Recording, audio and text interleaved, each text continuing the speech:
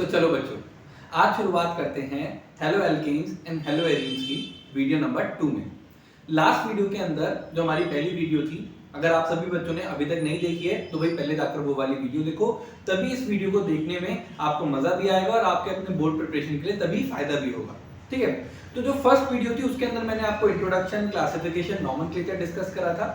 आज की ये जो हमारी वीडियो होगी बेटा, इसके अंदर हम दो टॉपिक्स उठाएंगे। वो दोनों थोड़े से टाइम टेकिंग है, इसलिए सिर्फ हम दो टॉपिक ही उठाएंगे। सबसे पहला जो टॉपिक हमारा रहने वाला है वो रहेगा nature of carbon halogen bond in halo alkanes. ठीक है, nature of carbon halogen bond in halo alkanes. और दूसरा टॉपिक जो बहुत इंपॉर्टेंट है और जिसमें एक्चुअल टाइम आज लगने वाला है वो होगा प्रिपरेशन ऑफ हेलो एल्केन्स। ठीक है जी, आ रही है मेरी बात समझ में? Preparation of halo alkanes. ठीक है, तो चलो बच्चों, एक नए दिन की शुरुआत के साथ साइंस मास्टर पे स्टार्ट करते हैं एक नया लेक्चर। तो देखो, अब हम सबसे पहले डिस्कस करने वाले हैं nature of carbon halogen bond. Nature of carbon halogen bond. Okay, अब क्या है सर, ये क्या क्या होता है? देखो, कार्बन और कोई भी हैलोजन ले लो, क्लोरीन ले लो। अब आपको पता है बेटा कि कार्बन और क्लोरीन की इलेक्ट्रोनेगेटिविटी में डिफरेंस होता है। कार्बन और क्लोरीन की इलेक्ट्रोनेगेटिविटी में बहुत ज्यादा डिफरेंस होता है। क्लोरीन जो है बेटा अपने आप में बहुत ज्यादा इलेक्ट्रोनेगेटिव है एज कंपेयर टू कार्बन। अब क्योंकि क्लोरीन एटम ज्यादा इलेक्ट्रोनेगेटिव है एज कंपेयर टू कार्बन, तो क्लोरीन क्या करेगा, ये जो शेयर्ड पेयर ऑफ इलेक्ट्रॉन्स है, ये जो शेयर्ड पेयर ऑफ इलेक्ट्रॉन्स है, इनको अपनी ओर अट्रैक्ट कर लेगा। आ रही है बात समझ में? अब जब वो अपनी ओर इन शेयर्ड पेयर ऑफ इलेक्ट्रॉन्स को अट्रैक्ट कर लेगा, तो अट्रैक्शन की वजह से इनके ऊपर थोड़ा सा आ जाएगा delta negative charge halogen atom के ऊपर, और यहाँ आ गया डेल्टा पॉजिटिव चार्ज। तो आप देख रहे हो बेटा, यहाँ पर क्या क्रिएट हो गए हैं? डायपोल क्रिएट हो गए हैं। और अगर आपको याद हो, इसी को हम बोलते हैं डायपोल मूवमेंट। याद है class 11 chapter number 4 molecular bonding and chemical structure में आपने पढ़ा था पोलैरिटी ऑफ कोवेलेंट बॉन्ड के बारे में, जब आपने देखा होगा तो यही चीज थी। तो यहां से हमें क्या समझ में आया कि अगर हम एक कार्बन हैलोजन बॉन्ड की बात करते हैं हेलो एल्केन्स के अंदर, हम एक कार्बन हैलोजन बॉन्ड की बात करें अगर हेलो एल्केन्स के अंदर, due to significant difference in electronegativity of carbon and halogen atom, जो हैलोजन एटम होता है वो अपने ऊपर एक पार्शियल नेगेटिव चार्ज क्रिएट करता है, और जो कार्बन होता है वो अपने ऊपर एक पार्शियल पॉजिटिव चार्ज क्रिएट कर लेता है। यानी कि अगर हमसे कोई पूछे कि that what is the nature of carbon halogen bond in halo alkane, तो answer will be it is polar in nature. कैसा होगा बेटा नेचर में? It is polar in nature. ठीक है, आगे बात समझ में? चलो, अब ये तो बहुत छोटी सी बात थी, सब बच्चों को समझ में आ जाती है। अब मान लीजिए आपसे कोई पूछता है कि भाई chloro carbon fluorine, carbon chlorine, carbon bromine और कार्बन आयोडीन, इन चारों को आपको अरेंज करना है in increasing order of polarity. In increasing order of polarity. अब आपको पता होना चाहिए बेटा कि जितना बड़ा एटॉमिक साइज होता जाएगा हमारे हैलोजन का, उसका जो इलेक्ट्रोनेगेटिविटी है वो वीक होती जाएगी। तो भाई सबसे ज्यादा इलेक्ट्रोनेगेटिव वैसे फ्लोरीन है, उसके बाद क्लोरीन, फिर ब्रोमीन और फिर आयोडीन। आपको पता भी होगा बेटा पॉलिंग स्केल पर, पॉलिंग स्केल में हमने फ्लोरीन को इलेक्ट्रोनेगेटिविटी सबसे ज्यादा दी है 4। आ रही है बात समझ में? तो इसलिए बच्चों को क्या लगता है कि कार्बन फ्लोरीन सबसे ज्यादा इलेक्ट्रोनेगेटिव है, कार्बन और आयोडीन सबसे कम। तो देखो आपकी सेकंड स्टेटमेंट तो सही है कि कार्बन और आयोडीन एक्चुअली में सबसे लास्ट में आएगा इन चारों में, अगर हम इनका डायपोल मोमेंट कैलकुलेट करें तो। ठीक है, तो अब देखो इसके बाद आ गया आपका कार्बन ब्रोमीन। अब लेकिन यहाँ पर पहले कार्बन फ्लोरीन आता है और उसके बाद फिर कार्बन क्लोरीन आता है। पहले कार्बन फ्लोरीन और उसके बाद कार्बन क्लोरीन। इस पे क्वेश्चन आ सकता है, इस ट्रेंड पे क्वेश्चन आ सकता है, तो ध्यान दीजिए आप इस बात को। एक्चुअली में होता क्या है बेटा कि फ्लोरीन की इलेक्ट्रोनेगेटिविटी तो बहुत ज्यादा होती है, ये बात तो बिल्कुल सही है, और उसका अगर चार्ज देखा जाए सभी के ऊपर -1 चार्ज होता है। आयोडीन में आयोडाइड बनता है, आयोडीन से आयोडाइड बनता है -1 चार्ज, ब्रोमीन से ब्रोमाइड बनता है -1 चार्ज, फ्लोरीन से फ्लोराइड बनता है -1 चार्ज, क्लोरीन से क्लोराइड बनता है -1 चार्ज। और एटॉमिक साइज के हिसाब से अगर हम देखें, मतलब चार्ज डेंसिटी के हिसाब से देखें, तो फ्लोरीन के अंदर सबसे ज्यादा है, लेकिन फिर भी उसका dipole moment, carbon fluorine bond का डायपोल मोमेंट कम होता है कार्बन क्लोरीन बॉन्ड से। इसका एक बहुत सिंपल सा रीजन ये होता है बेटा, देखो अगर आपको याद है तो डायपोल मोमेंट का फॉर्मूला होता था Q into R, charge into distance, याद है आपको? और इसकी यूनिट होती थी डिबाई। ठीक है, जिन्हें याद नहीं है कोई बात नहीं, आप देख लो, यूनिट होती थी डिबाई। ठीक है, तो अब यहाँ पर क्या बात है बेटा कि यहाँ पर देख रहे हो चार्ज तो सब पे ठीक सही आ रहा है, सेम ही आ रहा है, मतलब सॉरी। अब यहाँ पर डिस्टेंस की बात करें तो डिस्टेंस क्या है, बॉन्ड लेंथ है। तो बेटा फ्लोरीन एटम भी बहुत छोटा होता है, सेकंड पीरियड एलिमेंट है, कार्बन एटम भी बहुत छोटा होता है, सेकंड पीरियड एलिमेंट है, जिसकी वजह से डिस्टेंस जो होता है वो कम हो जाता है। डिस्टेंस वाला कंपोनेंट हो गया छोटा, जिसकी वजह से ओवरऑल डायपोल मोमेंट आता है उसका कम। अगर आप एनसीईआरटी के अंदर देखेंगे तो एनसीईआरटी में पूरी एक टेबल दे रखी है जिसके अंदर प्रॉपर्ली उन्होंने मेंशन कर रखा है इनके बारे में। आगे बात समझ में, पूरी टेबल में वैल्यूज दे रखी हैं, होती इन दोनों की 1.8 है, लेकिन आई बिलीव इसकी 1.87 होती है, इसकी 1.84 होती है। तो ज्यादा बड़ा डिफरेंस नहीं है, लेकिन डिफरेंस है। और अगर वो डिफरेंस है एनसीईआरटी में स्पेशली टेबल में मेंशन करा है, तो ये आपको पता होनी चाहिए, आपके पेपर का एक क्वेश्चन बन सकता है।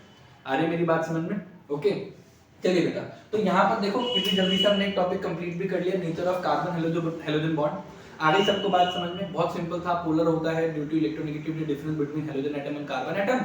और हमने यहाँ पर एक ट्रेंड देखा और इसके अंदर एक थोड़ा सा एक नॉर्मल से हटके एक बात चल रही थी, तो वो वाली चीज भी हमने यहाँ पर ऑब्जर्व कर ली। आगे बात समझ में, बोलो बोलो बोलो बेटा, आगे बात समझ में। तो यहाँ पर हमारा nature of carbon halogen bond हो जाता है complete, nature of carbon halogen bond हो जाता है कंप्लीट, और ये है हमारी खुशी की बात। अब हमें स्टार्ट करना है बेटा प्रिपरेशन ऑफ हेलोएल्केन्स, जो अपने आप में एक टाइम टेकिंग कंटेंट टॉपिक रहने वाला है और साथ साथ में इंपॉर्टेंट रहने वाला है। तो देखो टिक लगा दिया लाला जी, इस पे लगा दिया टिक। अब जब हम नेचर ऑफ हेलोएल्केन्स की बात करेंगे तो हम इसके अंदर 4 अलग अलग मेथड सीखने वाले हैं। जो इसके अंदर सबसे पहला होगा उसमें हम अल्कोहल्स को यूज करेंगे। किसको यूज करेंगे? अल्कोहल्स को यूज करेंगे। बहुत सिंपल रिएक्शन हम इसके अंदर देखेंगे कि कैसे हम हाइड्रोजन हैलाइड के साथ रिएक्ट करते हैं, मतलब जैसे HCl है, HBr है, HI है, उनसे रिएक्ट करके हम अल्कोहल से कैसे अपने हेलोएल्केन बना सकते हैं। क्लोरोएल्केन किस तरीके से बनाया जा सकता है, ब्रोमोएल्केन, आयोडोएल्केन किस तरीके से बनाया जा सकता है, उनके अंदर किस तरीके की रिएक्शंस हमें शो करनी होती है, वो सारी बातें हम डिस्कस करेंगे। अल्कोहल्स के बाद फिर हम देखेंगे हाइड्रोकार्बन्स को, ठीक है जी। अल्कोहल के बाद फिर हम देखेंगे हाइड्रोकार्बन्स को। हाइड्रोकार्बन्स याद है क्लास 11 चैप्टर नंबर 13 का टाइटल ही हाइड्रोकार्बन्स था।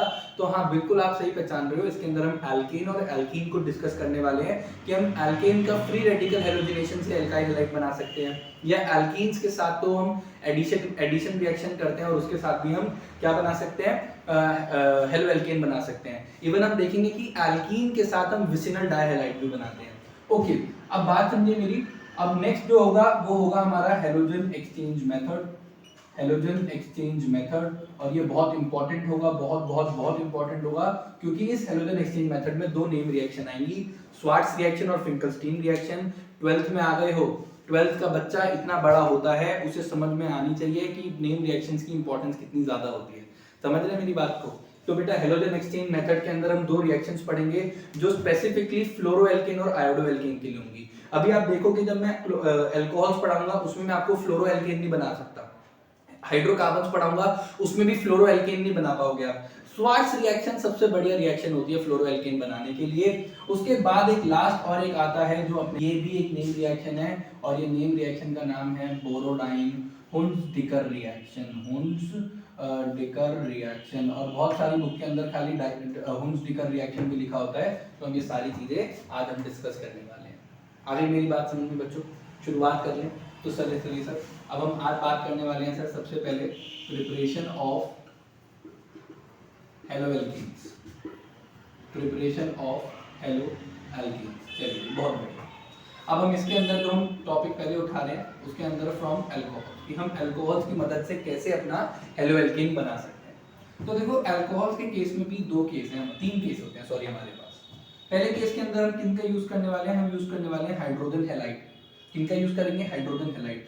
जितनी चीजों को तुम सिंप्लीफाई करके याद रखने की कोशिश करोगे, टेबल बना के, शॉर्ट नोट्स बनाकर, ट्री बनाकर, ये ट्री टेबुलेशन फॉर्म जो भी कह सकते हो आप इसको, उतना ही तुम्हारे दिमाग में वो चीजें लॉन्ग टर्म में रहेंगी। जितना तुम बुक की तरह अपने नोट्स बनाकर रखोगे उतना तुम्हारे लिए नोट्स को याद रखना बहुत डिफिकल्ट होगा।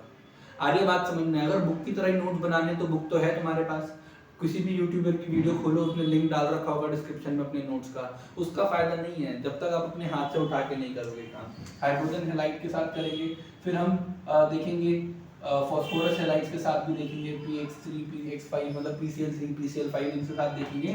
और एक सबसे बढ़िया जिसे डार्जन मेथड भी कहते हैं, थायोनाइड क्लोराइड के साथ रिएक्शन करके देखेंगे। ये भी अपने आप में एक नेम रिएक्शन हो गई। नेम रिएक्शन नहीं, पूरा प्रोसेस होता है डार्जन मेथड के नाम से, लेकिन एनसीईआरटी में वो नाम मेंशन नहीं है। जब मैं पढ़ाऊंगा तो आपको दोबारा बता दूंगा। तो चलिए सर, अल्कोहल के साथ अब पहला केस स्टार्ट करते हैं, जिसके अंदर हम हाइड्रोजन हैलाइड को कंसीडर करने वाले हैं। किसको कंसीडर करेंगे बेटा? हाइड्रोजन हैलाइड को। अगर मैं बहुत सिंपल सी रिएक्शन लिखूं अल्कोहल की with hydrogen halide, with hydrogen halide, ये जो नॉर्मल जो रिएक्शन होती है ये होती है in the presence of anhydrous ZnCl2, ठीक है, एनहाइड्रस ZnCl2। और ये क्यों होता है, यहाँ पर क्या रिक्वायरमेंट है, वो सारी कहानी बताऊंगा। अब यहाँ पर क्या होता है, ध्यान से देखना, ये वाला तो वाटर आ जाएगा बाहर, ठीक है, यहाँ पे ये वाटर मॉलिक्यूल आ जाता है बाहर, और हमें क्या देखने को मिलता है, यहाँ पर हमें मिल जाता है एल्काइल हैलाइड। क्या देखने को मिल जाता है बेटा? हमें देखने को मिलता है एल्काइल हैलाइड। आ गई बात समझ में? बोलो सर, आ गई बात समझ में? एक्चुअली में होता क्या है बेटा, जो ये ZnCl2 होता है ये अपने आप में एक लेविस एसिड होता है। लेविस एसिड क्या होते हैं बेटा? लेविस एसिड वो होते हैं जो इलेक्ट्रॉन्स को गेन कर लेते हैं। तो लेविस एसिड होने की वजह से बेटा ये क्या करता है, ऑक्सीजन के साथ कोऑर्डिनेट बॉन्ड बना लेता है। अब वो कोऑर्डिनेट बॉन्ड जैसे ही बनता है, जैसे देखो समझाता हूं, देखो देखो देखो, बेचैन मत हो, देखो मान लीजिए हमने ऐसे लिख दिया, अब इसके ऊपर तो लोन पेयर होते ही, सबको पता ही है, ठीक है। अब क्या होता है, ये Zn क्लोराइड, जिंक क्लोराइड है, ये क्या करेगा, इसके साथ बॉन्ड बना लेगा, ठीक है, क्योंकि ये लेविस एसिड है। लेविस एसिड कौन होते हैं बेटा? जो इलेक्ट्रॉन गेन करें। अब होगा क्या, यहाँ पर अब एक कोऑर्डिनेशन बॉन्ड बन गया बिटवीन ऑक्सीजन एंड ZnCl2, जिसकी वजह से अभी जो कार्बन, देखो मान लो मैं इसको ऐसे लिख दूं हाइड्रोजन को, अभी जो कार्बन ऑक्सीजन बॉन्ड है ना, ये वाला थोड़ा सा वीक हो जाएगा, और इसके वीक होने की वजह से ये वाला बॉन्ड टूट जाएगा, इसके वीक होने की वजह से ये वाला बॉन्ड टूट जाएगा। और जैसे ही ये बॉन्ड टूटेगा तो पता है यहाँ पर क्या देखने को मिलेगा, यहाँ पर देखने को मिलेगा कार्बोकेटायन। क्या देखने को मिलेगा? कार्बोकेटायन। अभी इसके बारे में मैं दोबारा से आपको पूरी चीज समझाता हूँ, ठीक है। अब देखो पहले सिंपल सी बड़ी बात समझो कि यहाँ पर हमने क्या देखा कि हमने यहाँ पर एक अल्कोहल को हाइड्रोजन हैलाइड, ये हाइड्रोजन हैलाइड कोई भी हो सकता है, HCl हो सकता है, HBr हो सकता है, HI हो सकता है, हम HF की बात नहीं करेंगे। अगर मैं यहाँ पर इस वाली रिएक्शन के लिए, for this reaction, specifically for this reaction, अगर मैं हाइड्रोजन हैलाइड्स की रिएक्टिविटी की बात करूँ तो सबसे ज्यादा होता है हाइड्रोजन आयोडाइड, उसके बाद होता है HBr, और at last it is HCl। याद रखिएगा, ये ऑर्डर ऑफ रिएक्टिविटी होता है for hydrogen halide for this reaction. इस रिएक्शन के अंदर हम अल्कोहल को रिएक्ट कराते हैं हाइड्रोजन हैलाइड से इन द प्रेजेंस ऑफ ZnCl2, और ये हमें क्या बनाकर देता है बेटा? एल्काइल हैलाइड और वाटर, ठीक है। अब मान लीजिए जैसे मैंने एक एग्जांपल ले लिया CH3CH2OH, और साथ में मैंने ले लिया HCl, ठीक है जी, क्या ले लिया? HCl। अब यहाँ पर क्या होगा, मैंने यूज करा होगा एनहाइड्रस ZnCl2, और एनहाइड्रस ZnCl2 की वजह से मुझे क्या मिल जाएगा, मुझे यहाँ पर मिल गया, देखिए क्या बना बेटा मेरा? क्लोरोइथेन, ठीक है भाई, साथ साथ में नॉमेनक्लेचर भी तुम्हारा रिवाइज हो जाएगा। ये बन गया मेरा क्लोरोइथेन, और साथ में वाटर मॉलिक्यूल आ जाता है बाहर, ठीक है, साथ में वाटर मॉलिक्यूल आ जाता है बाहर। अब आपसे मान लीजिए असर्शन रीजन में पूछ लें that the hydrogen halide reacts with alcohol in the presence of ZnCl2 to produce alkyl halide and water। मान लीजिए ये assertion reason की assertion statement है, और reason में वो बोले कि ZnCl2 is a Lewis base, it donates electron which causes the formation of carbon ion। अब ये statement बिल्कुल गलत हो गई, ऐसा नहीं होता है। याद रखना है कि हम ZnCl2 क्यों यूज करते हैं, zinc chloride, anhydrous zinc chloride बेटा यहाँ पर लेविस एसिड की तरह बिहेव करेगा, वो ऑक्सीजन के साथ कोऑर्डिनेट बॉन्ड बना लेगा, जिसकी वजह से कार्बन ऑक्सीजन बॉन्ड हो जाएगा वीक, और उसका टूटना हो जाएगा आसान। और जब उसका टूटना आसान हो जाएगा तो जब वो रिएक्शन आगे मूव करती है तो पहले ही स्टेप में क्या बनता है? कार्बोकेटायन बनता है। क्या बनता है? कार्बोकेटायन। एक्चुअली आप आगे देखोगे, अभी आज की वीडियो के अंदर नहीं, नेक्स्ट वीडियो के अंदर देखोगे, सॉरी नेक्स्ट वीडियो के अंदर आपको मैं रिएक्शन मैकेनिज्म्स पढ़ाऊंगा, तो आपको पता चलेगा कि ये SN1 रिएक्शन क्या होती है, और ये जो रिएक्शन है ये SN1 रिएक्शन है। SN1 रिएक्शन दो स्टेप की रिएक्शन होती है। पहले स्टेप के अंदर होता है फॉर्मेशन ऑफ कार्बोकेटायन, दूसरे स्टेप के अंदर होता है attack of nucleophile, attack of nucleophile. तो फर्स्ट स्टेप के अंदर यहाँ पर क्या होगा? कार्बोकेटायन फॉर्मेशन हो जाएगी। फर्स्ट स्टेप के अंदर क्या होगा? कार्बोकेटायन फॉर्मेशन हो जाएगी। आगे बात समझ में? और जब यहाँ पर कार्बोकेटायन फॉर्मेशन होती है, जब यहाँ पर कार्बोकेटायन फॉर्मेशन होती है, तो एक बात बताना जरा मुझे, अगर मैं स्टेबिलिटी ऑफ कार्बोकेटायन की बात करूँ, किसकी बात करूँ बेटा? Stability of carbocation. कैसे ये रब कर देते हैं, हाँ अब ठीक है। स्टेबिलिटी ऑफ कार्बोकेटायन की अगर मैं बात करता हूँ तो सबसे आपको पता होगा tertiary followed by secondary followed by primary, right. Reason क्या होता है बेटा इसका? आप इसका जो मेन रीजन तो हाइपर कॉन्जुगेशन दे दो, और अगर हाइपर कॉन्जुगेशन के साथ साथ थोड़ी बहुत 11th याद है तो प्लस आई इफेक्ट भी एक रीजन होता है सर। लेकिन हाइपर कंजुगेशन इफेक्ट को हम ज्यादा प्रायोरिटाइज करते हैं ओवर प्लस आई इफेक्ट। तो अब यानी कि जो स्टेबिलिटी ऑफ कार्बोकेटायन होगा वही स्टेबिलिटी, वही reactivity of alkyl halide alcohol भी होगा। अब देखो हमने क्या करा, अभी समझो, मैं बातों को कनेक्ट करूंगा। हमने क्या लिया था यहाँ पर, हमने यहाँ पर लिया इथेनॉल। क्या लिया? इथेनॉल। इथेनॉल क्या है? प्राइमरी अल्कोहल है, इसलिए हमें ZnCl2 की जरूरत पड़ रही है। अब मान लीजिए मैं ले लूं आइसोप्रोपाइल अल्कोहल। क्या ले लूं बेटा? मैं ले लूं आइसोप्रोपाइल अल्कोहल। ठीक है, सेम रिएक्शन कर रहे हैं HCl, ठीक है, in the presence of anhydrous ZnCl2। अब यहाँ पर क्या बनेगा? यहाँ पर बन जाएगा 2-क्लोरोप्रोपेन। क्या बन जाएगा? 2-क्लोरोप्रोपेन। ठीक है, 2-क्लोरोप्रोपेन। अब देखा गया कि पहली वाली रिएक्शन से ये वाली रिएक्शन थोड़ी ज्यादा हुई। पता है क्यों? क्योंकि यहाँ पर कैसा अल्कोहल था? प्राइमरी। यहाँ पर कैसा अल्कोहल है? सेकेंडरी। अब अगर मैं यही रिएक्शन मान लीजिए मैं इसके लिए करूं, जरा देखो बोर्ड पर देखो इसको वैसे मैं टर्ड ब्यूटाइल अल्कोहल भी कह सकता हूँ। दिख रहा है बेटा सबको? इसको मैं टर्ड ब्यूटाइल अल्कोहल भी कह सकता हूँ। इसका IUPAC नेम क्या होगा? 2-मिथाइल प्रोपेन 2-ऑल, 2-मिथाइल प्रोपेन 2-ऑल। अगर अब मैं इसको रिएक्ट करूं विद HCl तो मुझे जरूरत ही नहीं है एनाइट्रस ZnCl2 की, क्योंकि ये अपने आप में बहुत रिएक्टिव होगा। For this reaction, because SN1 reaction mechanism is followed, that is why tertiary alcohols को ZnCl2 की भी जरूरत नहीं है। वो खुद अपने आप इस रिएक्शन के लिए इतने रिएक्टिव होंगे कि वो फटाफट से क्या बना के दे देगा? वो फटाफट से बना के दे देगा 2-मिथाइल प्रोपेन। आ गई बात समझ में? बोलो सर, आ गई बात समझ में? तो ये देखो आपको ये चीजें ना याद रखनी पड़ेगी कि कौन सी रिएक्शन किस रिएक्शन मैकेनिज्म को फॉलो कर रही है। और अगर आपको एक बार ये याद हो गया ना कि कौन से रिएक्शन मैकेनिज्म को फॉलो कर रही है, तो आप ये सारी चीजें याद कर सकते हो कि ऑर्डर ऑफ रिएक्टिविटी क्या होगी अल्कोहल की, या order of reactivity for hydrogen halide क्या होगी। क्योंकि यहाँ पर क्या चाहिए, यहाँ पर हम उसके बेसिस लीविंग ग्रुप के बेसिस पे कर रहे हैं। भाई HI जो होता है इसका सबसे ज्यादा एसिडिक करेक्टर होता है, जल्दी जल्दी H+ निकलता है, जल्दी जल्दी I- निकलता है। तो यहाँ पर I- ही तो चाहिए, क्योंकि वही तो हमारा यहाँ पर न्यूक्लियोफाइल है। तो जितना जल्दी न्यूक्लियोफाइल बनेगा उतनी जल्दी अटैक हो सकेगा। तो ये तो मैंने आपको सिखाया कि अल्कोहल से कैसे आप हाइड्रोजन हैलाइड का रिएक्शन करते हो तो आप अपना अल्काइल हैलाइड बना सकते हो। बट एक चीज नोटिस करी कि मैंने यहाँ पर तीनों केस में क्या बनाया है, यहाँ बनाया है क्लोरोइथेन, यहाँ बनाया है आइसोप्रोपाइल क्लोराइड, ये बनाया मैंने टर्ड ब्यूटाइल क्लोराइड। अब राघव सर आप कॉमन नेम क्यों बोलते हो? चलो IUPAC बोल देते हैं। ये बना क्लोरोमीथेन, ये बना 2-क्लोरोप्रोपेन, ये बना बेटा 2-क्लोरो-2-मिथाइल प्रोपेन। तो यानी कि अभी मैंने आपको बेसिकली सिर्फ और सिर्फ क्लोरो एल्केन बनाने सिखाए हैं, या एल्काइल क्लोराइड बोल दीजिए। तो सर हम क्या सिर्फ इससे क्लोरो एल्केन बना सकते हैं, ब्रोमो एल्केन नहीं बना सकते? बना सकते हैं, बिल्कुल बना सकते हैं, लेकिन उसके लिए कहानी थोड़ी सी अलग करनी पड़ती है। ठीक है, उसमें थोड़ी सी स्टोरी अलग हो जाती है। अभी ये आपको सबको समझ में आ गया कि हमने कैसे बताया क्यों इसका स्टेबिलिटी ऑर्डर जो है अल्कोहल का भी जो स्टेबिलिटी ऑर्डर होगा वो यही सेम रहेगा। ठीक है ना, अल्कोहल की रिएक्टिविटी ऑर्डर सॉरी, ठीक है, सेम रिएक्टिविटी ऑफ अल्कोहल। ठीक है जी, reactivity of alcohol for this reaction will remain same, tertiary, secondary, primary. जब भी आप देखो ना टर्शियरी के केस में तो हमें किसी और चीज की रिक्वायरमेंट भी नहीं थी ना, हमने तो ZnCl2 को यूज भी नहीं करा, फिर भी हमारा जो क्लोरो एल्केन था वो बन गया। अब आ जाओ जरा आगे देखते हैं जरा। अब देखो जरा मेरी बात सुनना, अभी मैंने आपको सिखाया क्लोरो एल्केन। अब अगर मुझे बनाना हो ब्रोमो एल्केन तो मैं HBr को यूज कर सकता हूँ, सिंपली मैं HBr को यूज कर सकता हूँ, लेकिन उसका प्रोसेस थोड़ा सा अलग होता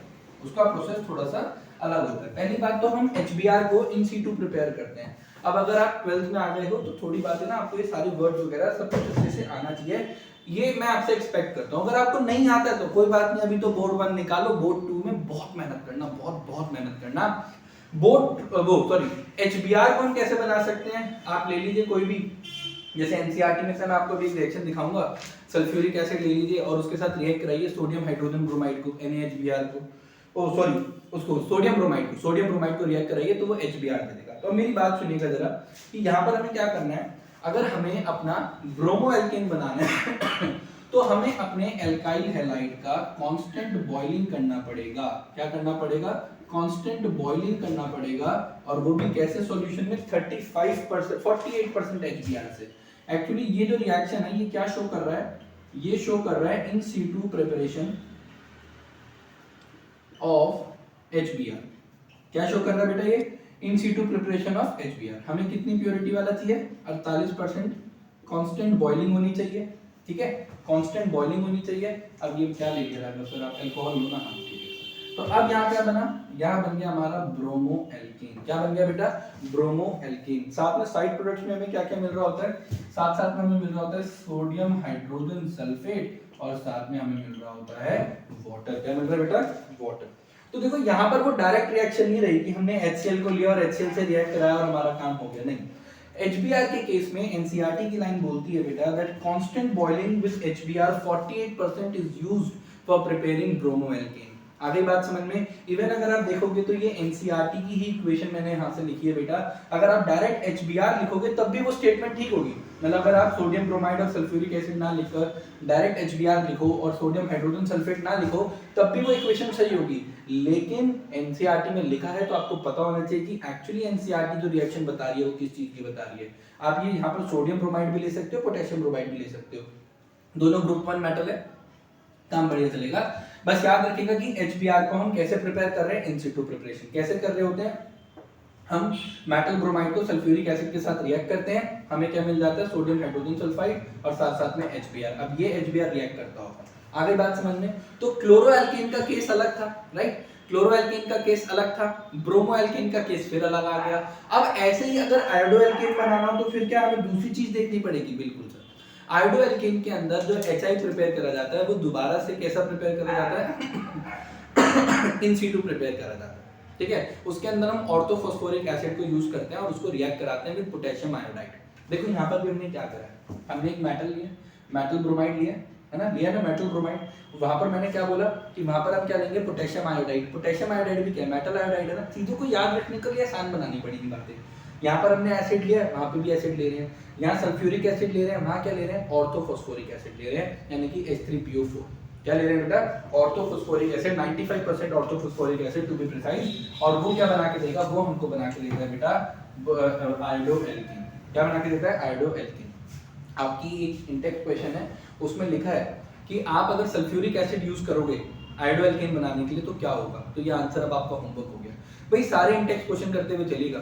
मैंने आपको क्या बताया, देखिए एनसीईआरटी की स्टेटमेंट कहती है that good yields of alkyl iodide is obtained by heating alcohol with sodium और पोटेशियम आयोडाइड इन 95% ऑर्थोफॉस्फोरिक एसिड। तो बेसिकली यहाँ पर हो क्या रहा है, मान लीजिए मैंने अपना कोई अल्कोहल ले लिया CH3OH, अब मैं इसको पोटेशियम आयोडाइड ले रहा हूँ और साथ में H3PO4 ले रहा हूँ और एनसीईआरटी कह रहा है तो इसलिए मैं इतना प्रिसीशन के साथ 95% लिख देता हूँ। अब इस रिएक्शन में हमें फिर वही इसको हीट करना है। अब देखो इसके प्रोडक्ट क्या क्या आएंगे, हमारा प्रोडक्ट आएगा आयोडो एल्केन यानी कि आयोडोमीथेन, साथ साथ में आएगा बेटा हमारा KH2PO4 और साथ में प्रोड्यूस होगा वाटर। आप समझो मेरी बात को, जैसे जब मैं ब्रोमो एल्केन बना रहा हूँ, देखो यहाँ देखो बेटा सभी बच्चे, जब मैं ब्रोमो एल्केन बना रहा हूँ तो मैं किसके साथ रिएक्ट कर रहा हूँ, NaBr और साथ में सल्फ्यूरिक एसिड। ये किस चीज में काम आ रहे हैं, in situ preparation of HBr। ऐसे ही जब मैं आयोडोएल्केन बना रहा हूँ, क्या बना रहा हूँ बेटा, मैंने प्रिपेयरिंग आयोडोएल्केन, तो इसीलिए मैं पोटेशियम आयोडाइड ले रहा हूँ। आप सोडियम आयोडाइड भी ले सकते हो, डजंट मैटर, लेकिन अब आपको यहाँ पर ऑर्थोफॉस्फोरिक एसिड लेना है। अब ये किस चीज को हेल्प कर रहे हैं मुझे, हाइड्रोजन आयोडाइड को बनाने के लिए, ठीक है। तो ये प्रिपरेशंस को ही हम क्या बोलते हैं बेटा, इन्हीं प्रिपरेशंस को हम बोलते हैं इन सीटू प्रिपरेशंस, यानी कि रिएक्शन के अंदर ही किसी चीज को प्रिपेयर करना। आ गई बात समझ में, बोलो बेटा आ गई बात समझ में। तो मैंने आपको एक टॉपिक पूरा कंप्लीट करके समझाया कि हम कैसे अल्कोहल्स के साथ जब हाइड्रोजन हैलाइड यानी कि HCl, HBr, HI इनको जब रिएक्ट करते हैं तो हम कैसे कोरोस्पोंडिंग एल्काइल हैलाइड बना सकते हैं, कैसे हम क्लोरोएल्केन बना सकते हैं, कैसे हम ब्रोमोएल्केन, कैसे हम आयोडोएल्केन बना सकते हैं। चीजों को रिवाइज जितना करोगे उतना तुम्हारे लिए पेपर करना आसान होगा, जितना रिवीजन रखोगे उतना पेपर करना आसान होगा। जितना सोचोगे ना कि बस चलो देख के हम कर लेंगे, नहीं ऐसा नहीं हो पाएगा बेटा। ऑब्जेक्टिव एग्जाम में बहुत एक्यूरेसी की रिक्वायरमेंट है, इसको डिमांड है इसकी बहुत ज्यादा, समझो मेरी बात को। सब्जेक्टिव एग्जाम में क्या होता है कि ठीक है थोड़ा बहुत ऊपर नीचे भी लिख दिया, मार्किंग भी हो जाएगी, मैनुअल मार्किंग है नहीं, OMR इंट्रोड्यूस कर दी है CBSE ने, तो उस हिसाब से बेटा सभी बच्चे प्रिपेयर करेंगे। मैंने आपको हाइड्रोजन हैलाइड के साथ रिएक्शन करने से आपको ये दिखाया कि कैसे आप क्लोरोएल्केन बना सकते हो, उसकी क्या कंडीशन थी, NitroZnCl2 वाली बात वो सिखाई मैंने आपको। कैसे आप ब्रोमोएल्केन बना सकते हो, HBr लेते हैं हम 48% इन सीटू प्रिपरेशन करते हैं। कैसे आप आयोडोएल्केन बना सकते हो, इन सीटू प्रिपरेशन होता है HI का, KI और ऑर्थोफॉस्फोरिक एसिड 95% रिएक्शन के साथ। कूल। अब हम यहाँ पर सेकंड मेथड की बात करते हैं, मतलब अब हम यहाँ पे ऑलरेडी एक मेथड तो डिस्कस कर ही चुके हैं, इसको हम यहाँ पे ए डाल के लिख देते हैं, हाइड्रोजन हैलाइड। अब हम बी पार्ट की बात करेंगे, दैट इज बताइए फॉस्फोरस हैलाइड्स, ठीक है। अब हम किसकी बात करेंगे, अब हम यहाँ पर बात करेंगे फॉस्फोरस हैलाइड्स की। अब देखो, अब बहुत सिंपल सा रिएक्शन, अगर मैं इसका रिएक्शन कराता हूँ PCl5 के साथ, ये कॉमन इक्वेशन लूंगी, ध्यान से सुनिएगा। तो यहाँ पर क्या बनेगा अब यहाँ पर इस केस के अंदर मेरा RCl तो बन ही जाएगा, ठीक है, RCl तो बन ही जाएगा। अब लेकिन साथ में क्लोरो एल्केन के साथ यहाँ पर बनता है POCl3 और साथ में HCl, ठीक है जी। ये कब बन रहा है, जब मैं PCl5 के साथ रिएक्ट करा रहा हूँ। अब अगर मैं यहाँ पर एल्कोहल को PCl5 की बजाय अगर PCl3 के साथ रिएक्ट कराऊं, इक्वेशन को बैलेंस करने के लिए आपने 3 लिख लेना, तो यहाँ पर 3RCl तो बन जाएंगे, लेकिन साथ में बनेंगे H3PO3। आगे बात समझ में, बोलो बेटा आगे बात समझ में। अब यहाँ पर बहुत ध्यान रखना है हमारे बाय प्रोडक्ट्स का, कि बाय प्रोडक्ट दोनों अलग अलग हैं। मेन प्रोडक्ट हमारा सेम आ रहा है, दोनों के अंदर क्लोरो एल्केन आ रहे हैं, इसमें देख रहे हो 3 मोल क्लोरो एल्केन मिलते हैं, और लेकिन यहाँ पर जो बाय प्रोडक्ट है वो क्या है, H3PO3, और ऊपर क्या है बेटा, ऊपर मिल रहा है POCl3 और HCl। ये कौन सी किसके लिए हो गई ये दोनों इक्वेशंस, ये दोनों इक्वेशंस हो गई फॉर, बोलिए किसके लिए हो गई ये दोनों equations, for chloro alkanes, for chloro alkanes, ठीक है। आगे बात समझ में। अच्छा, अगर मुझे मान लीजिए अब बात करनी है फॉर ब्रोमो एल्केन्स, तो क्या मैं अब ये सेम रिएक्शन, मतलब अपने अल्कोहल का रिएक्शन, क्या अब मैं अपने PBr5 या फिर PBr3 के साथ करा सकता हूँ? सर कैसे कराओगे, PBr5 does not exist, PBr5 does not exist, PBr3 बनता है, और उसको भी कैसे प्रिपेयर करा जाता है, इन situ प्रिपेयर करा जाता है। कैसे करा जाता है, by passing bromine over red phosphorus, ठीक है ना। मैं देखो यहाँ पे रीड भी करके बताता हूँ आपको। Since PBr3 and PI3 are not very stable compounds, दोनों ही, ठीक है ना, PBr3 भी और PI3 दोनों बिल्कुल भी स्टेबल कंपाउंड नहीं है, वेरी स्टेबल नहीं है, मतलब बहुत ज्यादा स्टेबल नहीं है। These are generally prepared in situ by the action of red phosphorus on bromine and iodine respectively। red phosphorus क्या है, एलोट्रोपिक फॉर्म होती है फास्फोरस की। तो PBr3 के साथ रिएक्ट कराएंगे तो यहाँ से हमें मिल जाएगा ब्रोमो एल्केन। इसी तरीके से अगर हम इसका रिएक्शन PI3 के साथ कराएंगे तो हमें मिल जाएगा आयोडो एल्केन। आई बात समझ में। याद रखना, ना PBr5 एग्जिस्ट करता है और ना ही PI5 एग्जिस्ट करता है, ये दोनों एग्जिस्ट ही नहीं करते, डज नॉट एग्जिस्ट। कौन एग्जिस्ट कर रहा है, PBr3 कर रहा है, PI3 कर रहा है। और कैसे एग्जिस्ट करते हैं सर, वो इन situ प्रिपरेशन करते हैं। हम कैसे करते हैं सर, रेड फास्फोरस का रिएक्शन कराते हैं, ब्रोमीन के PBr3 बनाना है तो ब्रोमीन के साथ करा दो, PI3 बनाना है तो आयोडीन के साथ करा दो। आगे बात समझ में। तो हमने देखो सेकंड मेथड भी कर लिया, ज्यादा डिटेल में नहीं जाना है हमको, ज्यादा डिटेल में नहीं जाना है। और वैसे मेरी कोशिश रहेगी साइंस मास्टर पर आज भी, अभी तो ये रिवीजन सीरीज चल रही है, अभी तो हमारा मिशन पॉसिबल चल रहा है केमिस्ट्री 35 on 35 14 दिसंबर 2021। लेकिन इसके बाद जब मैं टर्म 2 के लिए प्रॉपर आपकी एक CBSE सीरीज स्टार्ट करूंगा फॉर योर अपकमिंग टर्म 2, उसके अंदर भी मेरा मकसद यही रहेगा कि मैं CBSE को अपना फाउंडेशन बना के चलूं, लेकिन पढ़ाऊं उससे ऊपर, मतलब उससे ज्यादा कंटेंट कवर करूं। जैसा मैं आपको ये बता रहा हूँ ना, बोरोडाइन हुंसडिकर रिएक्शन, ये NCERT में नहीं है, ये NCERT में नहीं है। आ रही है बात समझ में। तो हम चीजें थोड़ी थोड़ी कवर करके चलेंगे जो NCERT में नहीं होंगी, लेकिन आपके बोर्ड के लिए इंपॉर्टेंट होंगी। अब सर आपको कैसे पता बोर्ड के लिए इंपॉर्टेंट होंगी? भाई सबसे बड़ी बात होती है अनुभव, एक्सपीरियंस। भाई एक्सपीरियंस है, काफी साल से पढ़ा रहे हैं, प्रीवियस ईयर क्वेश्चन पेपर्स को लगातार एनालाइज करते हैं हर साल, तो इसलिए पता है कि कौन से टॉपिक हॉट टॉपिक रहते हैं, कौन से टॉपिक NCERT में नहीं है, लेकिन फिर भी बोर्ड क्वेश्चंस में कहीं ना कहीं किसी न किसी रूप में पूछे गए हैं, तो जरूरी है कि हम उनको कवर करते चलें। अब मैंने यहाँ पर फॉस्फोरस हैलाइड्स भी कवर कर दिए हैं। आ गई बात समझ में? बोले सर आ गई बात समझ में? हाँ जी राजा सर आ गई बात समझ में। हमने सबसे पहले हाइड्रोजन हैलाइड देखा, उसके बाद हमने फॉस्फोरस हैलाइड्स को देखा कि कैसे हम प्रिपेयर कर रहे हैं। अब यहाँ पर अल्कोहल्स के केस में एक लास्ट मेथड आता है जो अपने आप में बड़ा ही इंपॉर्टेंट मेथड है क्लोरोएल्केन बनाने के लिए, specifically for chloroalkane, that is reaction with SOCl2, that is thionyl chloride. क्या बोलते हैं बेटा इसको? इसको बोलते हैं थायोनाइल क्लोराइड, ठीक है। इस मेथड को डार्जन मेथड के नाम से भी जाना जाता है, डार्जन्स मेथड के नाम से भी जाना जाता है। अब ये भी NCERT में कहीं नहीं है, ढूंढना क्या, ढूंढने मत लग जाना। इसके अंदर क्या होता है, जैसे आप अपने अल्कोहल को रिएक्ट करा रहे हो विद थायोनाइल क्लोराइड, इस रिएक्शन का सबसे अच्छी बात देखना, इस रिएक्शन को सबसे अच्छी बात देखना कि यहाँ पर RCl बना, साथ में सल्फर डाइऑक्साइड गैस बनी और साथ में HCl भी बन गया गैसियस फॉर्म में। तो ये जो बाय प्रोडक्ट्स आ रहे हैं ना बेटा आपके, ये जो दोनों बाय प्रोडक्ट्स आ रहे हैं ये कैसे आ रहे हैं, गैसियस फॉर्म में एस्केप कर जाएंगे और पीछे क्या रह जाएगा, क्लोरोएल्कीन रह जाएगा इन इट्स प्योरेस्ट फॉर्म, क्लोरोएल्कीन रह जाएगा इन इट्स प्योरेस्ट फॉर्म। आई बात समझ में? ये जो रिएक्शन होती है ये हम एक बेस के प्रेजेंस में करते हैं, दैट इज पायरिडीन। ठीक है, पायरिडीन। जिन्हें नहीं पता है पायरिडीन क्या होता है तो देख लीजिए, पायरिडीन कुछ इस तरीके से देखने में लगता है, सुंदर सा होता है बहुत।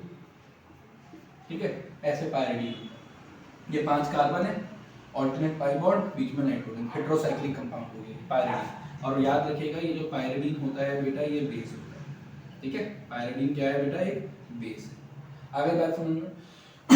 इस मेथड को, थायोनाइल क्लोराइड मेथड को क्लोरोएल्कीन बनाने के लिए सबसे ज्यादा प्रेफर करा जाता है, डार्जन मेथड के नाम से जाना जाता है।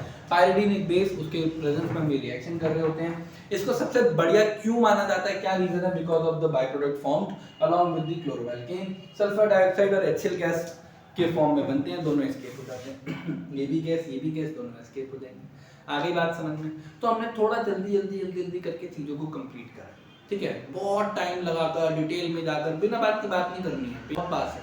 यहीं अगर मेरे पास पूरा जैसे टर्म 2 पूरा होगा मेरे पास, वो पूरा समय लूंगा मैं उसमें, मैं आपको डिटेल में बहुत सारी बातें बताऊंगा, लेकिन नॉट इन टर्म 1। टर्म 1 में टारगेट है। आगे बात समझ में? अभी हमें कैसी पढ़ाई करनी है, अभी हमें सिर्फ सिलेबस ओरिएंटेड पढ़ाई करनी है। आगे बात समझ में? चलो, तो अल्कोहल हो गया हमारा कंप्लीट। अल्कोहल के अंदर हमने hydrogen halide, phosphorus halide, thionyl chloride वाली बातें सारी करनी है। इनके अंदर अभी तक कोई भी नेम रिएक्शन नहीं आता है, तो आपको नेम रिएक्शन देखने की जरूरत भी नहीं है। हो गया काम खत्म?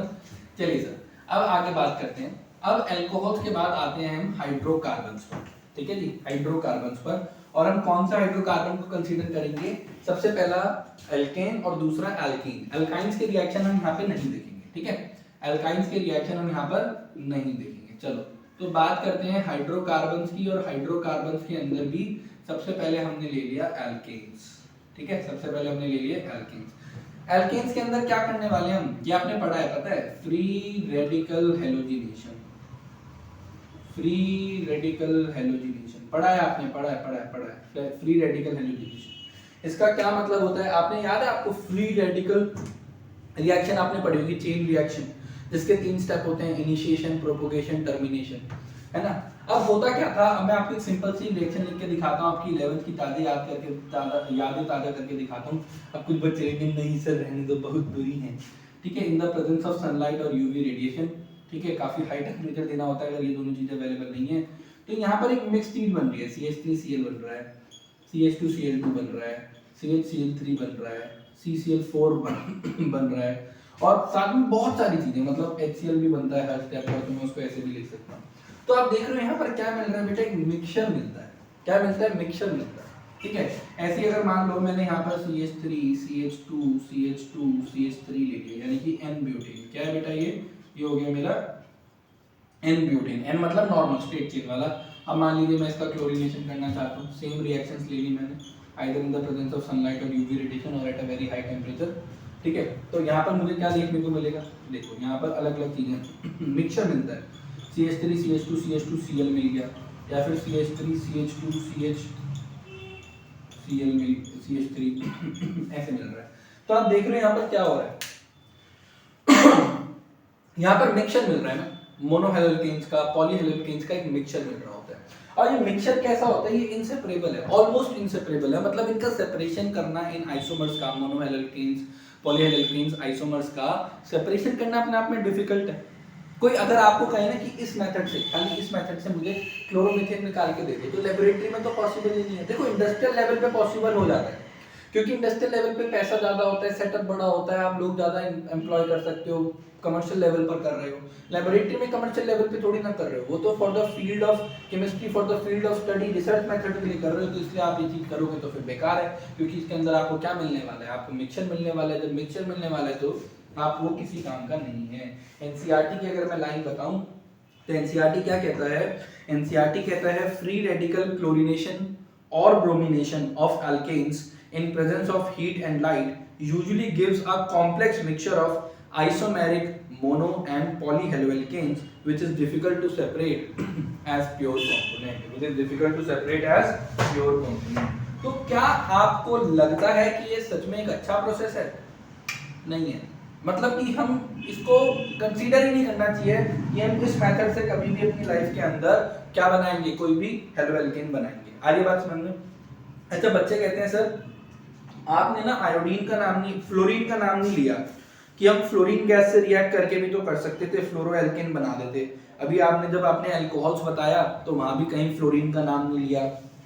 अल्कोहल के केस में आपने ब्रोमीन भी बनाया, मतलब ब्रोमो एल्केन भी बनाया, क्लोरो एल्केन भी बनाया, आयोडो एल्केन भी बनाया, फ्लोरो एल्केन नहीं बनाया। यहाँ पर भी फिर इस वाले रिएक्शन में भी आपने फिर फ्लोरीन का नाम नहीं लिया। आप ब्रोमीन आयोडीन ब्रोमीन के साथ कर रहे हो, अच्छी बात है राघव सर। आप क्लोरीन के साथ कर रहे हो, अच्छी बात है। इवन ये रिएक्शन आयोडीन के साथ भी हो सकती है, लेकिन उसके अंदर उसमें कुछ और रिएक्शन मतलब रिएक्शन कंडीशन थोड़ी सी डिफरेंट हो जाती है आयोडीन के केस में। अब लेकिन फिर हम फ्लोरीन के केस में तो करेंगे ही नहीं, और आयोडीनेशन भी इसमें मतलब प्रेफर्ड मेथड नहीं है। और फ्लोरिनेशन तो कर ही नहीं सकते, वो तो बॉम्ब हो जाता है, वो इतनी ज्यादा हीट बाहर निकल रही होती है कि आप इस मेथड से फ्लोरिनेशन कर ही नहीं सकते, फ्लोरोएल्कीन बना ही नहीं सकते। क्यों? क्योंकि F2 मॉलिक्यूल अपने आप में बहुत छोटा होता है, उसकी बॉन्ड डिसोसिएशन एंथैल्पी कम है, जल्दी से टूटेगा। और साथ में बेटा जो लास्ट स्टेप होता है, जो चेन टर्मिनेशन जो स्टेप होता है बेटा, वो इतना हाईली एक्सोथर्मिक होता है कि इतनी ज्यादा हीट बाहर निकलेगी, बॉम्ब की तरह बाहर निकल सकती है, तो वो अनकंट्रोलेबल हो जाएगा। तो यानी कि हम इस मेथड को ना हम फ्लोरिनेशन के लिए यूज करेंगे, ना आयोडीनेशन के लिए, और ब्रोमिनेशन क्लोरिनेशन के लिए यूज भी करेंगे तो कोई काम की चीज हमें नहीं मिल पाएगी। क्योंकि यहाँ पर जो हमें प्रोडक्ट मिलता है वो प्योर फॉर्म में नहीं मिलता है, वो कैसे मिल रहा होता है बेटा? As a mixture. कैसा मिल रहा होता है बेटा? As a mixture. अब जब वो एज अ मिक्सचर मिल रहा है तो क्या मजा? कोई मजा नहीं है, फिर तो बेकार हो गई चीज हमें, समझ रहे हो? और वो भी मिक्सचर कैसा है, which is difficult to separate. चलो जी, तो हाइड्रोकार्बन्स के अंदर हमने अल्केन्स वाला पार्ट कर लिया कवर अपना अच्छे से, राइट? अल्केन्स वाला पार्ट कर लिया कवर। अब हम बात करते हैं एल्कीन्स की, राइट? एल्कीन्स की। तो अब एल्कीन्स के अंदर भी हम दो काम करेंगे। सबसे पहले एडिशन ऑफ हाइड्रोजन हैलाइड या फिर एडिशन ऑफ हैलोजेंस डायरेक्ट। अरे बात समझो, दोनों के प्रोडक्ट अलग अलग होने वाले हैं, दोनों के प्रोडक्ट अलग अलग होने वाले हैं। जब आप HX करोगे तो आपको मिलेगा मोनोहैलोएल्केन। क्या मिलेगा? मोनोहैलोएल्केन। और जब आप ये करोगे तो इसमें मिलेगा आपको विसिनल डाइहैलाइड्स, या विसिनल डाइहैलोएल्केन भी लिख सकते हैं, एक ही बात है, विसिनल डाइहैलोएल्केन। ठीक है? अब जिन बच्चों को नहीं पता है विसिनल क्या होता है, तो भाई मैं कह रहा हूँ ना, पहली वीडियो देख के आओ, क्लासिफिकेशन में समझा है, विसिनल जेमाइनल नॉमेनक्लेचर में समझा है, सॉरी, देख लो, वहाँ पे समझ में आ जाएगा। अच्छा सुनो मेरी बात को। अब मान लीजिए मैंने यहाँ पर ले लिया अपना कोई एल्कीन और इससे मैंने रिएक्ट कराया अपनी किसी हाइड्रोजन हैलाइड को। अब यहाँ पर मुझे क्या मिलेगा? अब यहाँ पर मुझे कुछ इस तरीके का कोई एक प्रोडक्ट देखने को मिल रहा है। ठीक है? अनसैचुरेशन खत्म हो गई, डबल बॉन्ड खत्म हो गया, एडिशन रिएक्शन हो रही है सिंपल। और कौन सी एडिशन रिएक्शन होती है बेटा? ये होती है इलेक्ट्रोफिलिक एडिशन रिएक्शन। ठीक है, याद रखिएगा। वैसे तो 11th का टॉपिक है सारा, बट कोई बात नहीं, होता है, मैं समझ सकता हूँ। ठीक है, तो ये हो गया हमारा इलेक्ट्रोफिलिक एडिशन रिएक्शन। जैसे सिंपल से एक एग्जांपल ले लेते हैं, CH2 डबल बॉन्ड CH2, साथ में ले लियो मान लीजिए HBr। अब इसमें क्या बनेगा? इसमें बन जाएगा CH3 CH2Br। यानी कि आपने क्या लिया था? आपने लिया था इथीन, और बन के क्या आ गया आपके पास? Bromo ethane. क्या बन के आ गया? Bromo ethane. आ रही है बात समझ में? अब मान लो आपने ले लिया कुछ ऐसा, CH3 CH double bond CH3, ये क्या है? ब्यूट-2-ईन। ये क्या था? इथीन। ठीक है, ये है ब्यूट-2-ईन। अब आपने क्या करा? इसके साथ मान लीजिए HCl रिएक्ट कर लिया। अब आपको यहाँ पर क्या मिलेगा? यहाँ पर मिल जाएगा CH3 CHCl CH2 CH3। कहीं भी लगाओ क्लोरीन, इधर लगाओ, एक ही बात है। आप एक चीज नोटिस करो कि चाहे वो इथीन हो या ब्यूट-2-ईन हो, ये दोनों कैसे एल्कीन्स हैं बेटा? ये दोनों के दोनों सिमेट्रिकल एल्कीन्स हैं दादा। आ रही है बात समझ में? सिमेट्रिकल एल्कीन्स क्या होते हैं बेटा? जिनके डबल बॉन्ड के दोनों तरफ सेम ही पार्ट हो, यहाँ CH2 CH2 CH CH3 CH CH3, है ना?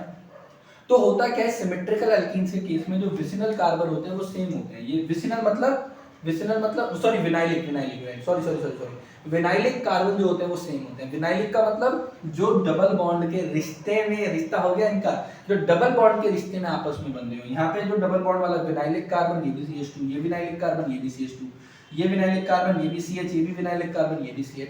तो सिमेट्रिकल एल्कीन्स के केस में एडिशन रिएक्शंस काफी सिंपलीफाइड होती हैं, लेकिन what if Raghav sir, if you take unsymmetrical alkenes, तब क्या होगा? कोई बात नहीं, ऐसी क्या बात है, हमने हर चीज के लिए कुछ ना कुछ बना ही रखा है, किसी ना किसी ने हमारी हर चीज में मदद करी है। तो सर अब इसमें हमारे को हेल्प करते हैं मार्कोव-निकोव रूल, एडिशन रूल। देखिए जरा क्या होगा क्या होगा क्या होगा। हमने ले लिया CH3 CH double bond CH2, यानी कि अब हमने ले लिया प्रोपीन, और जो कि अपने आप में एक अनसिमेट्रिकल एल्कीन है। क्या है? अपने आप में एक अनसिमेट्रिकल एल्कीन है। अब जरा ध्यान से देखना कैसे पता चला भाई, डबल बॉन्ड के इधर कुछ और है CH2, इधर कुछ और है CH3, दोनों विनाइलिक कार्बन डबल बॉन्ड के रिश्ते में बंधे हुए दोनों कार्बन लगेंगे, CH है ये CH2 है। अब इस केस में अगर मुझे एडिशन करना है of HCl, so now I got to chances, now I got two options. या तो मैं बना दूं सर आपका CH3 CH2 CH2Cl, या फिर मैं बनाऊं CH3 CH Cl CH3। ये दोनों में से वैसे तो बनते तो दोनों ही हैं, बनते दोनों ही हैं, लेकिन जो मेजर प्रोडक्ट होता है वो ये वाला होता है, दैट इज 2-क्लोरोप्रोपेन। और ये तो बहुत कम बनता है, हम इसको वैसे दिखाना भी नहीं चाहिए, इतना कम बनता है, ये माइनर प्रोडक्ट होता है। एक्चुअली यहाँ पर हम कौन सा रूल यूज कर रहे होते हैं? यहाँ पर हम यूज कर रहे होते हैं मार्कोव-निकोव एडिशन रूल। ठीक है जी, मार्कोव-निकोव एडिशन रूल क्या कहता है वो याद रखिएगा। ये मार्कोव-निकोव रूल अनसिमेट्रिकल एल्कीन्स के लिए ही होता है। वो कहते हैं कि एडेंडम का नेगेटिव पार्ट, एडेंडम का नेगेटिव पार्ट, अब भाई ये एडेंडम है, इसका नेगेटिव पार्ट Cl- है। एडेंडम का नेगेटिव पार्ट उस कार्बन पे जाके लगेगा जिस पे कम हाइड्रोजन हो। तो देखो इस पे 1 हाइड्रोजन, इस पे 2 हाइड्रोजन, तो इसीलिए इस पर जाके लगेगा, इसलिए इस पर जाके लगेगा। इसी को बोलते हैं Markovnikov addition, and this is used in case of unsymmetrical alkenes only. Okay, good everyone, आगे बात समझ में? पक्का आगे बात समझ में? अब आप इसमें आप HBr लगा दो, तब भी सेम ही काम हो जाएगा, तब भी कोई इशू नहीं है। अब लेकिन सर हम तो और भी खुराफाती लोग हैं, हमने पहले सिमेट्रिकल एल्कीन देखा, सिमेट्रिकल एल्कीन के बाद हमने क्या देखा? अनसिमेट्रिकल एल्कीन देखा। अब हम क्या कर रहे हैं? अब यहाँ पर एक और कारस्तानी करना चाहते हैं हम बिल्कुल सुधरेंगे नहीं, हम तो ढीठ हैं, हम तो ढीठ हैं भैया। देखो देखो, अच्छी बात है बेटा, अच्छी बात है। जितना पढ़ोगे ना, अभी जितनी मेहनत कर लोगे, उसका सबका फल आपको मिलेगा जब आप अपनी प्रोफेशनल लाइफ में एंटर करोगे। अभी आप सब कैसी स्टेज में हो? लर्निंग स्टेज में हो। अभी अर्निंग स्टेज की नहीं आई है तुम्हारी, ना तुम पे बर्डन आया है, समझ रहे हो? अभी आपकी लाइफ की जो कौन सी साइकिल चल रही है, अभी आपकी लाइफ मतलब हर किसी की लाइफ की एक साइकिल है ना, बायोलॉजिकल साइकिल, उसके अलग अलग फेज हैं। अभी आपका कौन सा फेज चल रहा है? अभी लर्निंग फेज चल रहा है। और लर्निंग में 2 चीजें करनी है, पढ़ना है और पढ़ना है, और बस पढ़ना है, और मन लगाकर सच्चे मन से पढ़ना है। जितना अभी आप हार्डवर्क करोगे ना, जितने एफर्ट्स आप अभी डालोगे, इनका फ्रूट्स आपको बहुत लंबे पीरियड तक मिलता रहेगा, लॉन्ग लाइफ मिलेगा, लॉन्ग लाइफ मिलेगा। आ रही है बात समझ में? तो देखो बेटा, आपने क्या करा? पहले सिमेट्रिकल एल्कीन का केस देखा, फिर आपने क्या करा? अनसिमेट्रिकल एल्कीन का केस देखा। अनसिमेट्रिकल एल्कीन में आप मार्कोव-निकोव रूल लेके आ गए। अब मान लो हमने ले लिया ऐसा CH3 CH double bond CH2। हाँ राघव सर, अभी बनाया था प्रोपीन अनसिमेट्रिकल है, और आपने ले लिया सर हाइड्रोजन ब्रोमाइड, लेकिन यहाँ आपने डाल दिया कोई पेरोक्साइड, पेरोक्साइड जैसे मान लीजिए बेंजोइल पेरोक्साइड डाल दिया आपने, ये होता है बेंजोइल पेरोक्साइड। ठीक है, ये देखने में कुछ इस तरीके का दिख रहा होता है।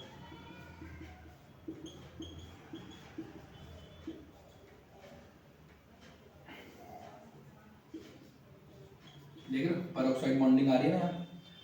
अब इस केस में क्या होता है? And only for HBr, not for HCl, not for HI, mention this, note this, not for HCl, not for HI। अब यहाँ पर क्या होता है? HBr का अब जो एडिशन होता है ना, वो उस तरीके से नहीं हो रहा होता जैसे मार्कोव-निकोव के अंदर होता है। नहीं नहीं नहीं, इसीलिए इसको हम एंटी मार्कोव-निकोव एडिशन बोलते हैं, एंटी मार्कोव-निकोव एडिशन बोलते हैं, या फिर हम इसको पेरोक्साइड इफेक्ट भी बोल सकते हैं। पेरोक्साइड इफेक्ट क्यों बोलते हैं? क्योंकि भाई पेरोक्साइड की प्रेजेंस में देखा जाता है ओनली विद HBr। या फिर हम एक साइंटिस्ट हैं खराश, उनके नाम पर भी इसे देखा जाता है, जिन्होंने इसको सबसे पहली बार ऑब्जर्व करा। ओके, पूरे दिन बोलना पड़ता है ना, इसलिए ऐसे खांसी आ रही है। ओके, तो अब इस केस में क्या होता है? वहां पर क्या बन रहा था? 2-ब्रोमोप्रोपेन बनता, लेकिन यहाँ पर क्या बनेगा बेटा? यहाँ पर बनता है CH3 CH2 CH2Br, यानी कि N प्रोपाइल ब्रोमाइड। क्या बनेगा? सॉरी, यहाँ बनेगा N प्रोपाइल ब्रोमाइड, यानी कि ब्रोमोप्रोपेन। 1-ब्रोमोप्रोपेन भी बोल सकते हो, ब्रोमोप्रोपेन भी बोल सकते हो। अब इसका रीजन क्या होता है? रीजन बहुत आसान है। ये जो रिएक्शन मैकेनिज्म चलता है, ये चलता है फ्री रेडिकल। क्या चलता है, फ्री रेडिकल, ठीक है, यहाँ चलता है फ्री रेडिकल। और ऊपर वाले केस में क्या हो रहा था, electrophilic addition reaction, reaction mechanism बदल गया, वहां क्या हो रहा था, मार्कोनी ऑफ एडिशन कब यूज कर रहे थे बेटा हम अनसिमेट्रिकल एल्कीन्स के केस में, जब हम इलेक्ट्रोफिलिक एडिशन कर रहे थे। अब यहाँ पर इलेक्ट्रोफिलिक एडिशन हो गई, यहाँ पर पेरोक्साइड के आने की वजह से, यहाँ पर पेरोक्साइड के आने की वजह से क्या होगा, फ्री रेडिकल होगा। और फ्री रेडिकल में एक स्टेज ऐसी आती है, मैं आपको बना के दिखाता हूँ, CH3 CH CH2Br CH3 CH2 CH2 Br, ऐसे। वहां पर क्या हो रहा है, फ्री इलेक्ट्रोफिलिक एडिशन में इलेक्ट्रोफाइल पहले ऐड हो रहा है, Br माइनस बाद में आ रहा है। अब यहाँ तो Br माइनस आएगा ही नहीं ना, यहाँ तो सीधा Br फ्री रेडिकल जुड़ जाएगा पहले। अब बताओ इन दोनों में से कौन सा ज्यादा स्टेबल है, फ्री रेडिकल, ऑब्वियसली ये वाला, क्योंकि ये सेकेंडरी फ्री रेडिकल है, ये प्राइमरी है। और फ्री रेडिकल का स्टेबिलिटी ऑर्डर वही होता है जो कार्बोकैटायन का होता है, tertiary followed by secondary followed by primary. Reason यहाँ पर भी सेम है, plus I effect, hyperconjugation, कुछ भी बोल दो, हाइपर कॉन्जुगेशन बोलना पहले वैसे, ठीक है, क्योंकि उसको प्रायोरिटी देते हैं हम हमेशा। तो अब यहाँ पर क्या होता है, इसीलिए अब देखो ये क्या होता है, इसके साथ एक हाइड्रोजन फ्री रेडिकल ऐड हो जाता है और ये क्या बनता है, ये बनता है CH3 CH2 CH2Br, इसलिए यहाँ पर ये मेजर प्रोडक्ट होता है और ये माइनर होता है। आई बात समझ में? तो देखो रिएक्शन मैकेनिज्म चेंज हो गया, रिएक्शन मैकेनिज्म चेंज हो गया, और जैसे ही रिएक्शन मैकेनिज्म चेंज हुआ आपका जो मेजर प्रोडक्ट है वो भी चेंज हो गया, क्योंकि रिएक्शन मैकेनिज्म ही बता रही होती है कि वो रिएक्शन किस रास्ते से चल रही है। आप जिस रास्ते से चलोगे उसी डेस्टिनेशन को भी तो पाओगे। आप आज मेहनत कर लो, आप सक्सेस की डेस्टिनेशन पर जाओगे। आज आप अपने आप से झूठ बोलो, अपना टाइम वेस्ट करो, अपने पेरेंट्स को बेवकूफ बनाओ, नहीं, हम अपने पेरेंट्स को बेवकूफ नहीं बनाते, हम खुद को बेवकूफ बनाते हैं। हम जीवन में किसी को बेवकूफ कैसे बना सकते हैं, आपको क्या लगता है? आपके टीचर को नहीं पता आप क्या कर रहे हो, आपके मम्मी पापा को नहीं पता, सबको सब कुछ पता होता है। हम अपने जीवन में सिर्फ और सिर्फ अगर झूठ बोलते हैं तो वो हम अपने लिए बोल रहे हैं, अपने आप से बोल रहे हैं, अपने आप को बेवकूफ बना रहे हैं। ये टाइम बहुत प्रीशियस है, इसको बिल्कुल वेस्ट मत करो, पढ़ लो, आगे बात समझ में, पढ़ लो। आज की मेहनत आपको बहुत लॉन्ग लाइफ फ्रूट्स देगी, और आज का केयरलेस एटीट्यूड आपको लॉन्ग लाइफ लेबर कराने वाला है आपसे। आ रही है बात समझ में? तो प्लीज बच्चों पढ़ लो, आप ही का फायदा होगा इसमें सबसे ज्यादा। चलो, तो समझ में आ गया कि मोनो हेलो एल्कीन अगर हमें एल्कीन से बनाने हैं तो HX से बना लेंगे। इलेक्ट्रोफिलिक एडिशन होता है सिमेट्रिकल अनसिमेट्रिकल, अनसिमेट्रिकल के अंदर मार्कोनी ऑफ एडिशन, अनसिमेट्रिकल के अंदर अगर पेरोक्साइड भी आ गया तो एंटी मार्कोनी ऑफ एडिशन, जिसे पेरोक्साइड इफेक्ट भी बोलते हैं, जिसे खराश इफेक्ट भी बोलते हैं। दोनों के प्रोडक्ट अलग अलग क्यों हैं? क्योंकि अगर हमारा सिर्फ एब्सेंस ऑफ पेरोक्साइड हो तो हमारा इलेक्ट्रोफिलिक एडिशन रिएक्शन होता है, उसके अंदर मार्कोनिक ऑफ एडिशन यूज करते हैं। लेकिन अगर पेरोक्साइड आ जाता है तो क्या होता है बेटा, एंटी मार्कोनिक ऑफ एडिशन होता है, यानी कि पेरोक्साइड इफेक्ट यानी कि खराश इफेक्ट। दोनों का रिएक्शन मैकेनिज्म अलग है। Markovnikov of addition electrophilic addition होता है और anti Markovnikov of addition free radical होता है। तो दोनों को क्योंकि यहाँ पर रिएक्शन मैकेनिज्म अलग अलग होता है तो मेजर प्रोडक्ट जो आता है वो भी अलग अलग आता है। ठीक है सर, आ गई बात समझ में? आगे बता दो। अगर अब आप यहाँ पर मान लीजिए एक सिंपल सा रिएक्शन लिख दूंगा, CH2 CH2 और Br2 को ही अगर आप ऐड कर दोगे तो ये बनाएगा आपका CH2 CH2 Br और Br। अब इसका IUPAC नेम क्या होगा? इसका IUPAC नेम होगा बेटा 1,2-डाइब्रोमोइथेन। क्या होगा बेटा? 1,2-डाइब्रोमोइथेन। ठीक है, अगली बात समझ में। अब नॉमेनक्लेचर देखें इसका। विसिनल डाइहैलाइड के अंदर ना दो केस होते हैं ना, मतलब डाइहैलाइड्स के अंदर दो केस होते हैं, विसिनल और जमाइनल। तो ये विसिनल है तो आपको शायद याद हो, हम इसको इथाइलिन डाइब्रोमाइड भी बोल सकते हैं, राइट? इथाइलिन डाइब्रोमाइड भी बोल सकते हैं। चीजों को ना याद करो, जितना अच्छे से याद कर लोगे उतना तुम आगे बढ़ोगे। आ रही बात समझ में? Ethylene dibromide. तो अगर क्वेश्चन पूछता है कि बताओ अगर तुम्हें डाइहैलाइड बनाना है तो किसके साथ रिएक्ट करोगे? सिंपल हैलोजन गैस के साथ। अगर आपको मोनोहैलोल्केन बनाना है तो कैसे करोगे? आप हाइड्रोजन हैलाइड के साथ। तो यहाँ पर हमारा हाइड्रोकार्बन भी हो गया है कंप्लीट, यानी कि हमने अल्कोहल कंप्लीट करा, हाइड्रोकार्बन कंप्लीट करा। अभी दो मेथड बचे हैं, हैलोजन एक्सचेंज मेथड बचा है और साथ साथ में बचा है बेटा हमारा एक नेम रिएक्शन, बोरोडाइन हुंस्टिकर रिएक्शन। इनके अंदर हम silver salt of fatty acid use कर रहे हैं। क्या यूज कर रहे हैं? Silver salt of fatty acid. क्या होता है क्या नहीं होता है सारी चीजें देखेंगे, धीरे धीरे देखेंगे, कोई जल्दी नहीं है, कोई भी जल्दी नहीं है। चलो सर, अब शुरुआत करेंगे बेटा हम अपने हैलोजन एक्सचेंज मेथड। ठीक है, किसकी शुरुआत कर रहे हैं? अब हम शुरुआत कर रहे हैं अपने हैलोजन एक्सचेंज मेथड। चलो राघव सर बताओ, हैलोजन एक्सचेंज, एक हैलोजन को हटाओ दूसरे को लगाओ, एक्सचेंज ऑफर चल रहा है। चल आ रही है बात समझ में? हम इसके अंदर दो नेम रिएक्शन पढ़ेंगे, जिसमें से सबसे पहली है स्वार्ट्ज रिएक्शन, जिसको क्या बनाएंगे स्पेसिफिकली RF। ठीक है जी, यानी कि एल्काइल फ्लोराइड। देखो मैं आपको यहाँ पे चीज पढ़ के बताता हूँ, बड़ी अच्छी चीज लिखी है मैंने यहाँ पर अपने नोट्स के अंदर। नोट्स में लिखा है मैंने that fluorination of hydrocarbons with fluorine with pure fluorine gas occurs explosively, बहुत ज्यादा हाईली एक्सोथर्मिक होता है। This is partly due to low bond dissociation enthalpy of F2 molecule and partly due to strongly exothermic nature of one of the termination steps. याद है ना आपको free radical mechanism के अंदर लास्ट जो step होता है वो क्या होता है, चेन टर्मिनेशन का। ठीक है जी, आगे बात समझ में। अब देखो फिर हम क्या करते हैं, इसको करने का एक बढ़िया तरीका होता है। आप क्या करो, कोई भी सुटेबल या तो ब्रोमो एल्केन ले लो या क्लोरो एल्केन ले लो और उसको किसी इनऑर्गेनिक फ्लोराइड के साथ रिएक्ट करा दो।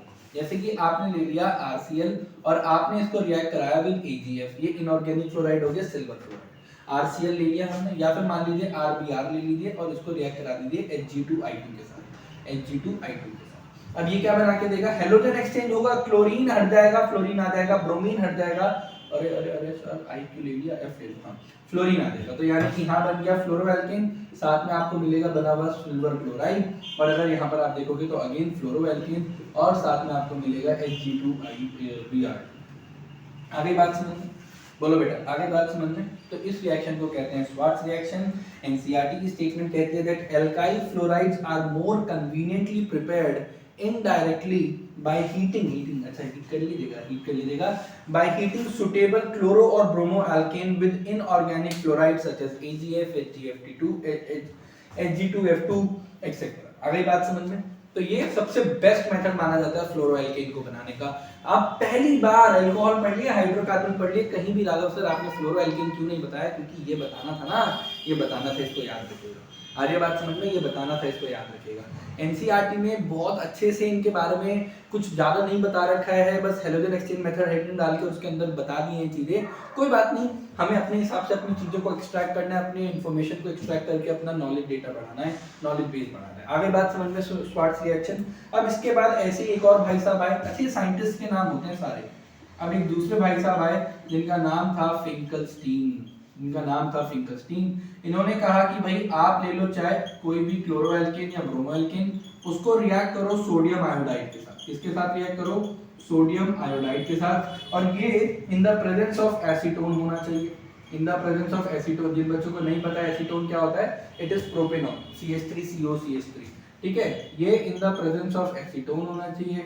आप इसको करिए हीट, हेलोजन एक्सचेंज होगा, क्लोरीन हटेगा, आयोडीन आएगा, ब्रोमीन हटेगा, आयोडीन आएगा, ये बन जाएगा आपका आयोडो एल्केन विद NaCl, और यहाँ बनेगा sodium bromide NaBr with iodo alkane. Best method है बनाने की, बेस्ट। अरे बात समझ में, बना तो आप सर अल्कोहल के साथ भी सकते हो सर, वहाँ पे वही पोटेशियम आयोडाइड लेना पड़ेगा, पोटेशियम आयोडाइड के साथ, या सोडियम आयोडाइड भी ले सकते हो, ऑर्थोफॉस्फोरिक एसिड लोगे फिर वो कर सकते हो। ये रिएक्शन मुझे बहुत सही लगती हैं, स्वार्ट्ज रिएक्शन, फिंकलस्टीन रिएक्शन, बहुत ही सिंपल रिएक्शंस हैं हमारा फ्लोरोएल्केन बनाने के या आयोडोएल्केन बनाने के।